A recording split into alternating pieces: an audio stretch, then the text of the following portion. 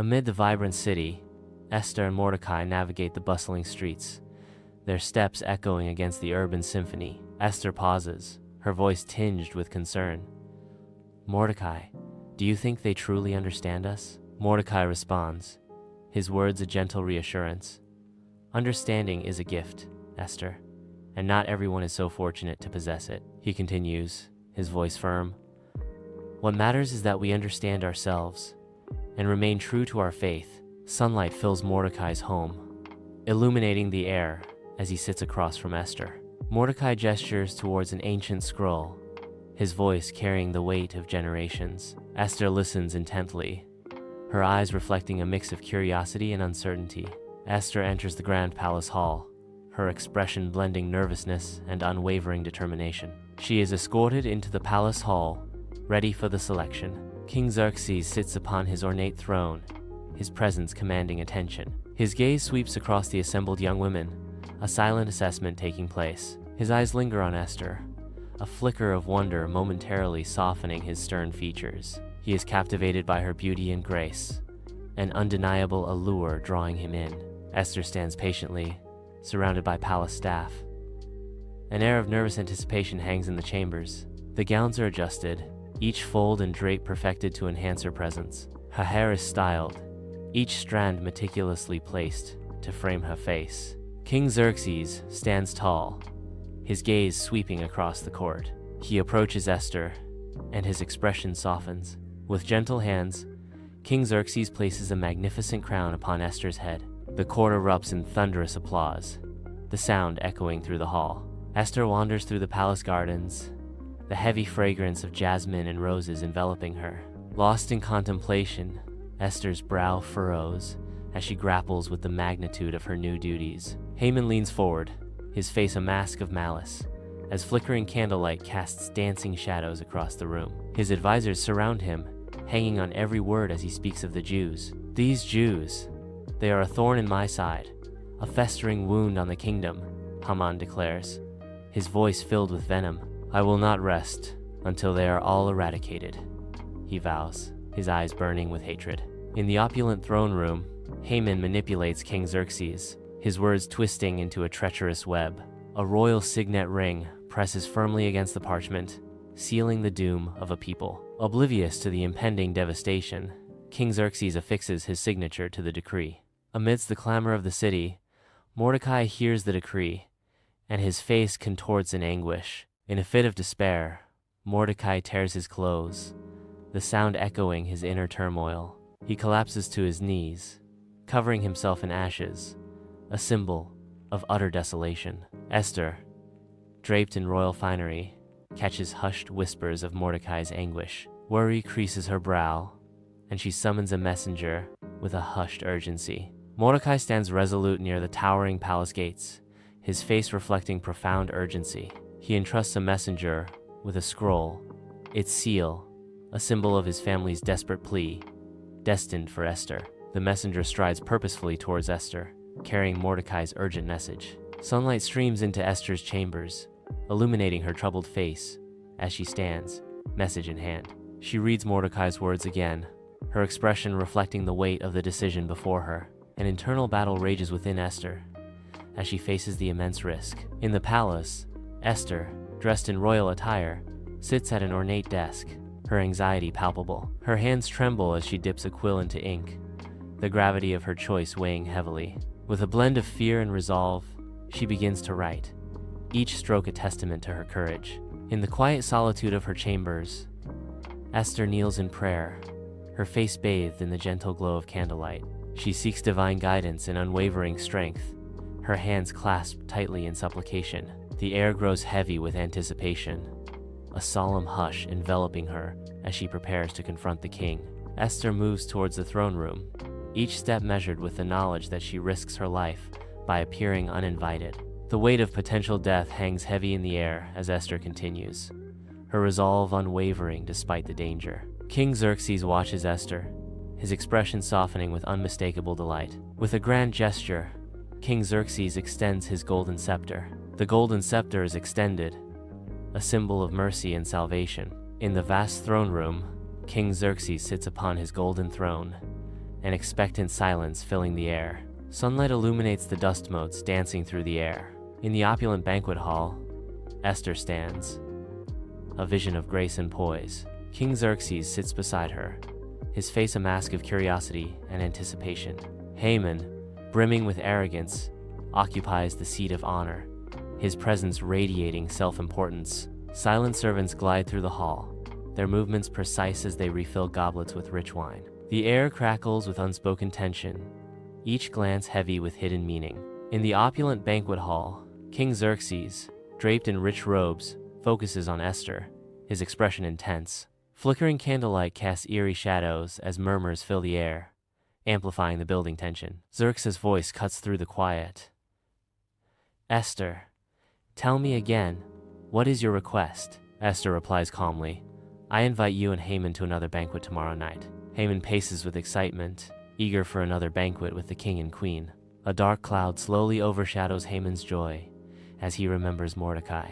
Under the night sky, Haman oversees the construction of a towering gallows. The gallows rises, its dark silhouette a stark contrast against the moonlit sky. King Xerxes writhes in his royal bed, tormented by insomnia. He beckons a servant with a sharp, imperious gesture.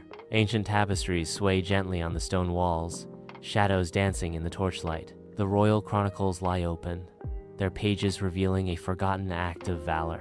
Mordecai's name is inscribed, a testament to a life-saving deed, unrewarded.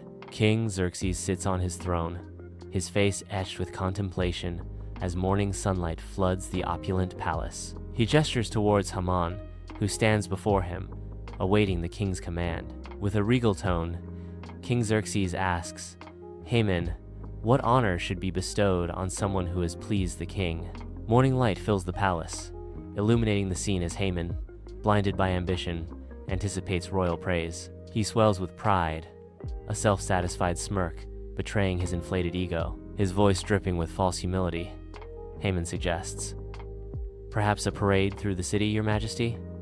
Or a golden statue erected in the town square?" Inside the grand palace, King Xerxes gestures expansively, his command reverberating through the hall. His royal decree orders Haman to bestow the highest honors upon Mordecai. Haman is forced to lead Mordecai through the bustling city streets. In the palace banquet hall, Esther stands radiant, under the warm glow of countless candles. King Xerxes reclines on his throne, his gaze fixed intently on Esther. Nearby, Haman sits, his smug expression barely concealed beneath a veneer of politeness. The tables are laden with delicacies. The air hums with anticipation. King Xerxes sits on his throne, a fortress of power amidst the glittering court. His attention focuses, all eyes on Esther. "Esther, what is your request?" His voice echoes through the hall, heavy with anticipation. Esther steps forward amidst the palace banquet hall's flickering candlelight, the murmur of hushed conversations fading into silence. Her voice resonates through the hall. "I am a Jew. The truth hangs heavy in the air," she declares. "Haman has plotted to destroy me and my people." King Xerxes explodes in fury, slamming his fist upon the table. Goblets and platters rattle in the echoing hall. His face contorts with rage, veins pulsing, as he surveys his silent, stunned court. His voice booms through the hall.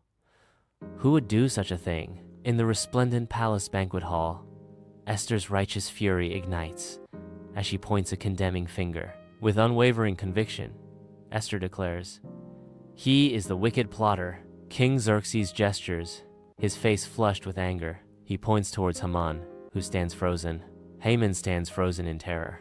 King Xerxes sits heavily upon his throne, the crown's weight reflecting his authority. Sunlight pierces the throne room, casting light upon the dust, while King Xerxes raises a hand, commanding silence. King Xerxes issues a new decree, allowing the Jews to defend themselves against their enemies. Bathed in the golden light of the palace, Esther and Mordecai stand tall, symbols of unwavering strength. A profound hush envelops the crowd, each person recognizing the weight of their courage and leadership. The warm glow of the palace embraces them, casting long shadows that speak of trials overcome. Esther orchestrates the grand feast of Purim, the hall filled with joy. Tables laden with delicacies reflect the joyous atmosphere of the celebration. Mordecai and Esther sit together, a wave of relief palpable between them. They exchange a look, silently acknowledging the dangers they have weathered. Soft light streams through the window, illuminating the dancing dust motes. They clasp hands, their faces etched with gratitude and peace. Esther continues to serve as queen, her reign marked by wisdom and justice. In the palace's grand hall, Esther kneels, sunlight illuminating her with ethereal grace. The scent of incense fills the air as silence blankets the hall, punctuated only by Esther's hushed prayers. Sunlight filters through stained glass, painting the stone floor with vibrant colors.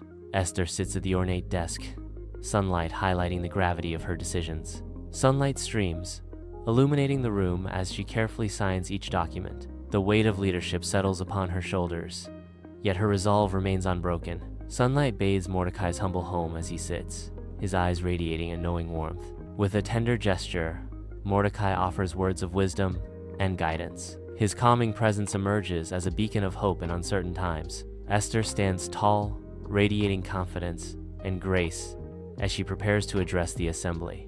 Her voice, clear and strong, fills the hall as she speaks of peace and mutual understanding. Sunlight bathes Esther as she stands in the grand hall, stained glass windows painting vibrant colors around her. Her eyes close, a faint smile appearing as she recalls the arduous path that has led her here. Gratitude floods her, renewing her dedication as she whispers, "I give thanks for the opportunity to serve my people." Esther sits at a grand desk, quill in hand, her brow furrowed in concentration.